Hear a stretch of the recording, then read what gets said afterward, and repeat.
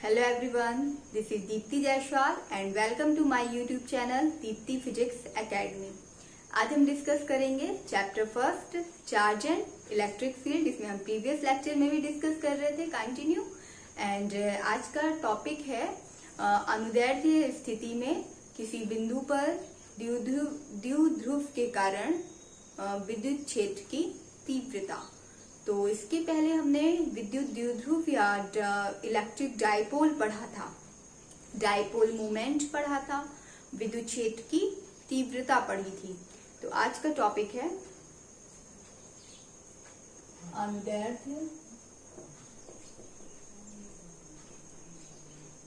अनुदैर्ध्य अथवा अक्षीय स्थिति में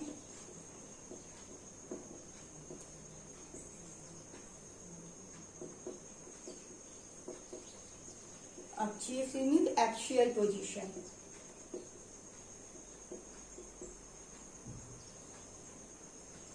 एक्सियल पोजीशन में द्विध्रुव के कारण विद्युत क्षेत्र। द्विध्रुव क्या है? डाइपोल।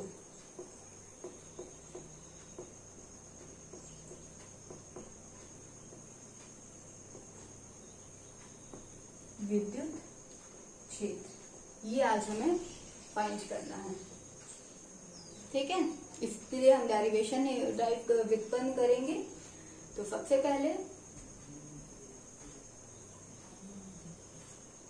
माना कि ये एक विद्युत द्विध्रुव है जिसके दो बिंदु ए व बी है। विद्युत द्विध्रुव ए बी है, इसमें दो आवेश -q व +q है। द्विध्रुव है, द्विध्रुव हमने पिछले वीडियो में डिस्कस किया था। दो द्विध्रुव के बीच की दूरी क्या होती है? 2a। तो इनके बीच की दूरी क्या है? 2a, ठीक। अब ये 2a है, इसका ये मध्य बिंदु हो जाएगा O। ये 2a है मीन्स यहाँ की भी दूरी, यहाँ से यहाँ तक की दूरी भी a होगी और यहाँ से यहाँ तक की दूरी भी a होगी। अब इसके बाद हमें इसकी अक्षीय स्थिति या अनुदैर्ध्य स्थिति में फाइंड करना। अक्षीय स्थिति मीन्स इसकी अक्ष की दिशा में। ये हो गई इसकी अक्ष की दिशा में। हमने माना कि इसकी अक्ष की दिशा में इसके मध्य बिंदु O से, इसके मध्य बिंदु O से r दूरी पर एक बिंदु P है। तो यहाँ पे हमने एक बिंदु P की कल्पना कर ली, ठीक। तो ये कहाँ से है? इसके मध्य बिंदु O से r दूरी पर। तो ये हो गई r दूरी पर एक बिंदु P है। अब क्या करना हमें? इसके अनुदैर्ध्य अथवा अक्षीय स्थिति में ये जो बिंदु है, इस बिंदु P पर हमें विद्युत क्षेत्र की गणना करनी है, ठीक है। इतना आ गया समझ में? तो इसको हम स्टार्ट कैसे करते हैं? सबसे पहले डायग्राम, और डायग्राम में हमने जो जो एक्सप्लेन किया ये सब हम लैंग्वेज के फॉर्म में राइट करते हैं। तो सबसे पहले क्या क्या आएगा?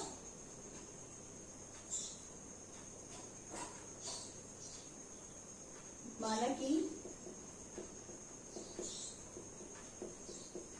एक द्विध्रुव ए बी है जिस पर आवेश -q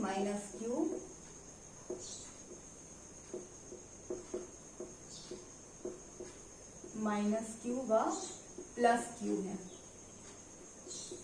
ठीक। इनके बीच की दूरी क्या है? दोनों आवेशों के बीच की दूरी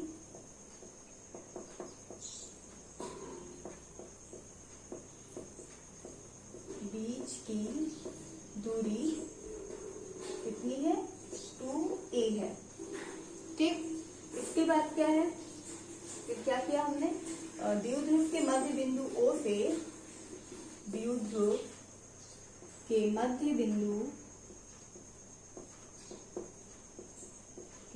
बिंदु O से r दूरी पर एक बिंदु क्या है? r दूरी पर एक बिंदु P है जिस पर हमें विद्युत क्षेत्र की गणना करनी है।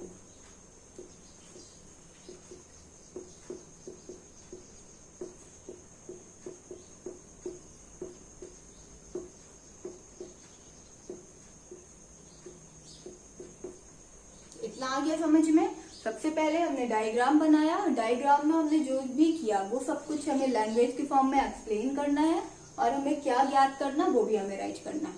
ओके, इसके बाद सबसे पहले हम क्या करेंगे, इस प्लस क्यू आवेश के कारण बिंदु P पर विद्युत क्षेत्र की तीव्रता ज्ञात करेंगे। प्लस क्यू आवेश के कारण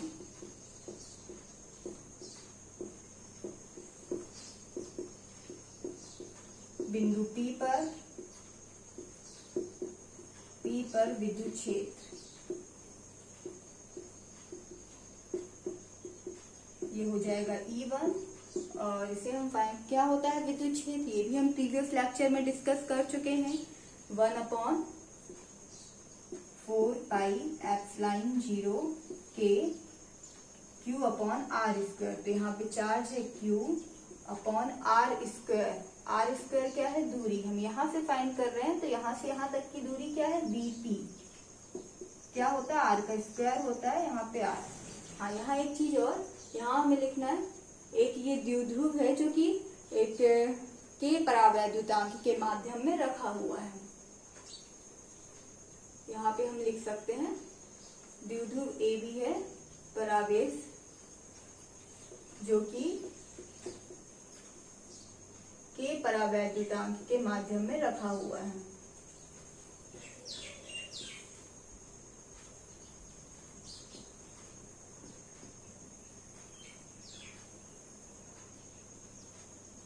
ठीक, अब देखिए यहाँ पे क्या करेंगे,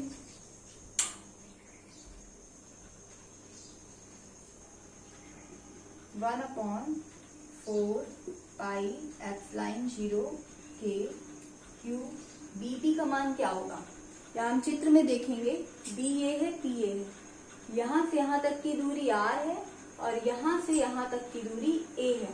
तो BP की दूरी क्या हो जाएगी, R से इतना हम घटा देंगे, कितना हो जाएगी R - A। ठीक, इसी तरह से हम फाइंड करेंगे -Q आवेश के कारण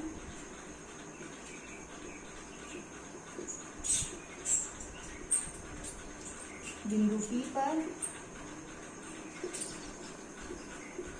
विद्युत क्षेत्र क्या हो जाएगा, E2। इसको भी इसी तरह से लिखेंगे 1/4πε0 -2 के कारण निकाल रहे हैं Q/AP स्क्वायर। अब देखिए यहाँ पे ये हमने BP निकाला था, BP, तो यहाँ पे हम क्या कल्पना करते हैं, एक परीक्षण धनावेश रखा हुआ है। जब यहाँ धनावेश है, यहाँ पे एक अल्पमान का परीक्षण धनावेश है, दोनों में क्या होगा, प्रतिकर्षण होगा। तो इसकी दिशा क्या हो जाएगी, E1 की, दूर जाएगा तो ये E1 इस तरह से चला जाएगा। तो ये हमारी E1 की दिशा क्या हो जाएगी, BP दिशा में।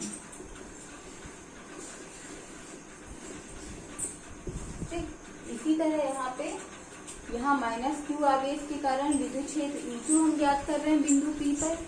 तो वहां पे धनावेश रखा हुआ है, यहाँ पे ऋणावेश है। तो धनावेश और ऋणावेश में क्या होगा, आकर्षण होगा।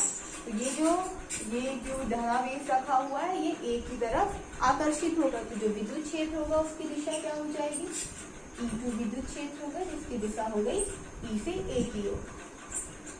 यहाँ लिखेंगे P A दिशा में। ठीक है, आया इतना समझ में। अब यहाँ पे हम AC का मान रखेंगे। AP का मान क्या होगा, A से P तक का मान है, यहाँ से यहाँ तक का मान है R और यहाँ से यहाँ तक का मान है A। क्या हो जाएगा, 1/4πε0 K Q/r + A स्क्वायर। ये हो गया समीकरण 1 और ये है समीकरण 2। इतना आ गया समझ में। अब क्या है, अब हम देखेंगे, यहाँ देखिए E1 का मान ज्यादा है या E2 का मान ज्यादा है। यहाँ दिख रहा है, यहाँ R - A है, यहाँ R + A है। मीन्स क्या हुआ, E1 का मान ज्यादा है और E2 का मान क्या है, कम है। तो बिंदु P पर, इसलिए बिंदु P पर बिंदु P पर परिणामी विद्युत क्षेत्र कितना हो जाएगा?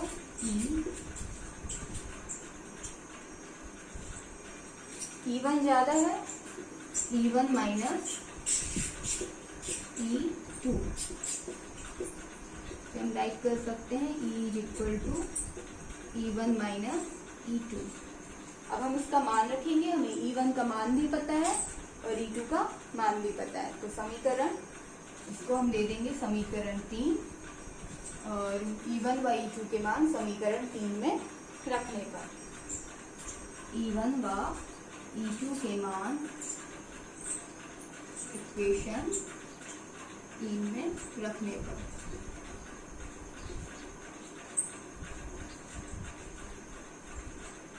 इतना आ गया होगा समझ में।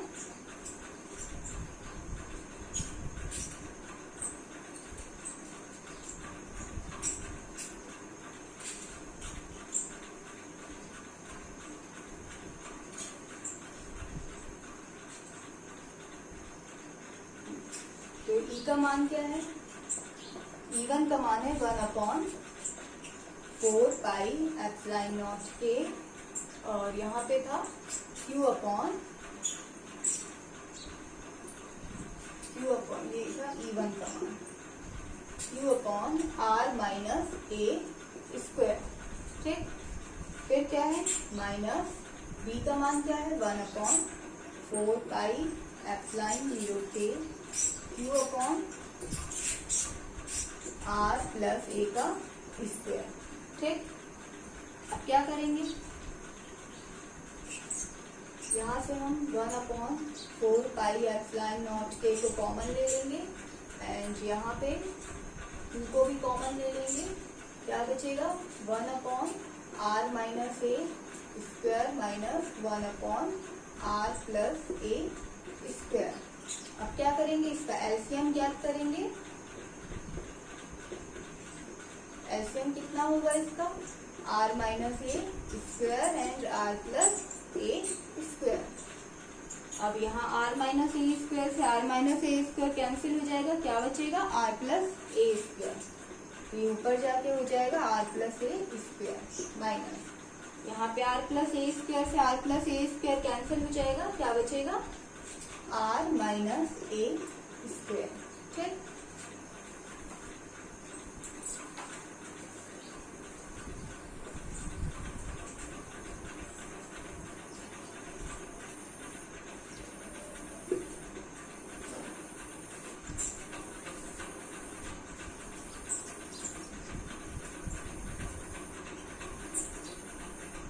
ठीक, इतना आ गया समझ में। अब इसके बाद हम क्या करेंगे?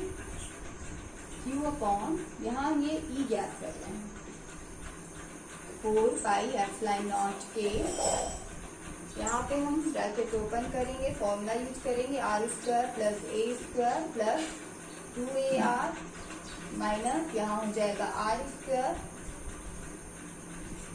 Minus A square and plus 2AR।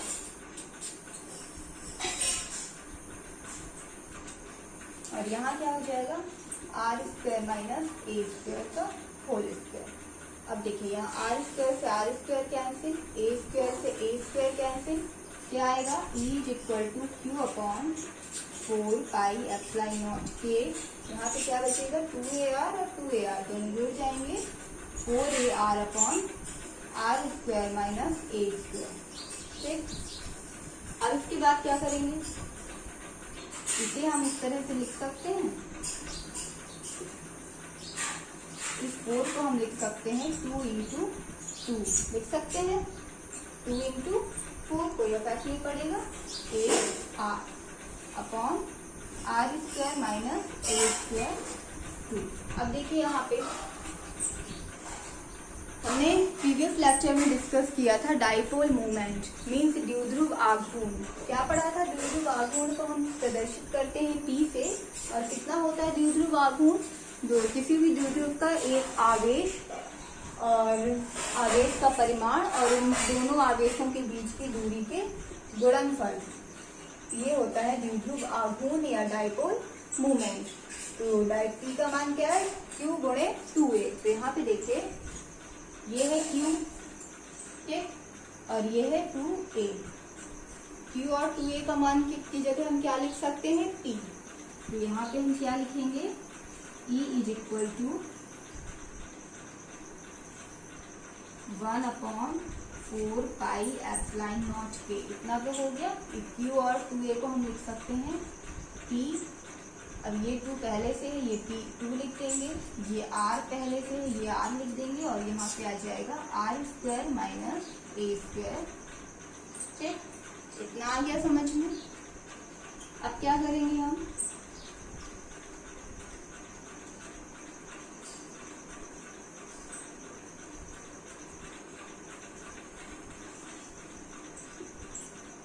अब देखिए यहाँ पे अगर हम माना कि ये जो R है, बिंदु P की दूरी द्विध्रुव से बहुत अधिक है, द्विध्रुव से बहुत अधिक है।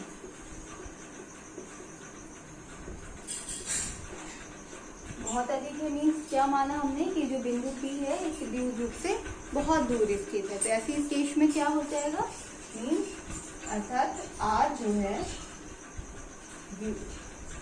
द्विध्रुव से ये दूरी है R क्या हो जाएगा, बहुत बड़ा हो जाएगा, किससे, द्विध्रुव से, क्योंकि बहुत ज्यादा दूर पे स्थित है। तो R बहुत बड़ा हो जाएगा A से, इसीलिए R² बहुत बड़ा हो जाएगा a² से, मीन्स a² का मान r² के अपेक्षा में बहुत छोटा हो जाएगा।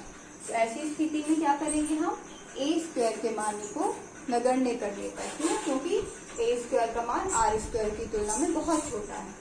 तो यहाँ पे हम निकाल रहे थे, तो यहाँ पे हम देखेंगे a² का मान बहुत छोटा है, इसलिए a² के मान को नगण्य करने पर कितना आएगा, E is equal to 1/4 pi epsilon naught k।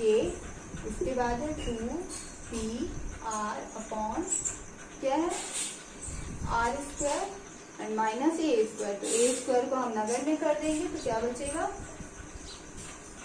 r की पावर डायरेक्ट 4 हो जाएगी। ठीक, इसके बाद यहाँ देखिए R से एक R कैंसिल हो जाएगा, देन बचेगा E is equal to 1/4 pi epsilon naught k and 2p upon यहाँ क्या बचेगा, R²। ठीक, ये आ गया हमारी विद्युत क्षेत्र की तीव्रता। अब ये विद्युत क्षेत्र है, विद्युत क्षेत्र का मात्रक क्या होता है, न्यूटन प्रति कूलाम। इसे हम राइट करेंगे न्यूटन प्रति कूलाम। ठीक, अब ये हमने परावैद्युतांक में निकाला, अब हम इसे निकालेंगे वायु या निर्वात में। वायु या निर्वात में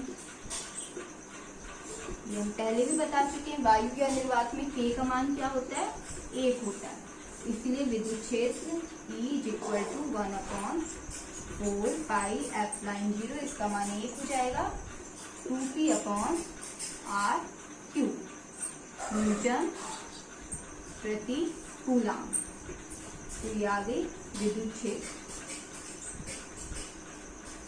इस तरह से हमें एग्जाम में लिखना होता है, सबसे पहले चित्र, फिर इसका एक्सप्लेनेशन, फिर ये डेरिवेशन, और इस तरह से लास्ट में वायु या निर्वात में k का मान, हम विद्युत क्षेत्र की तीव्रता का मान ज्ञात कर लेते हैं। तो अगर हम इसको सीजीएस पद्धति में ज्ञात करेंगे तो क्या हो जाएगा, ये तो ऐसा ही पद्धति में मान है। सीजीएस पद्धति में अगर हम ज्ञात करेंगे, सीजीएस सिस्टम में क्या हो जाएगा, ई का मान 1/, सीजीएस सिस्टम में 1/4 पाई एप्सिलॉन नॉट नहीं होता, सीधे हो जाएगा 2p अपॉन r³, और इसमें होता है क्या होता है, डाइन पर स्टैच कूलाम। ये होता है सीजीएस सिस्टम। ठीक है, एग्जाम में हमें केवल यहाँ तक ही करना है और ये भी लिख देंगे तो उसमें कोई भी मिस्टेक नहीं है। ओके, तो यहाँ तक लेकिन करना ही करना है।